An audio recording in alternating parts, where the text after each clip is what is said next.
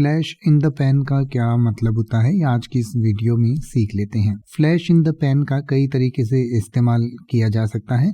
एक तो बहुत कम समय में किसी को बहुत प्रसिद्धि मिल जाती है, बहुत वो फेमस हो जाता है, तो उसको भी फ्लैश इन द पैन कहा जा सकता है।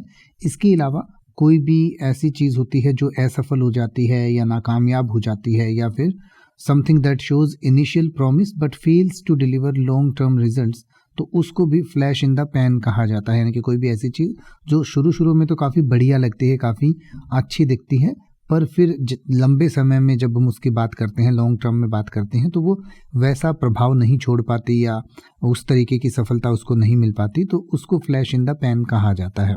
यानी थोड़े समय की जो सफलता होती है। तो जैसे कि आप कह सकते हैं, the startup was just a flash in the pan and went bankrupt with in a year. यानी कि जो ये स्टार्टअप था, इसको शुरू में तो काफ़ी प्रसिद्धि मिली, लेकिन वो 1 साल में ही बैंकरप्ट हो गया। यानी कि शुरू में उसने काफ़ी अच्छी परफॉर्मेंस दिखाई, पर फिर वो 1 साल में ही बैंकरप्ट हो गया, दिवालिया हो गया। या फिर आप कह सकते हैं, his success as a musician turned out to be a flash in the pan.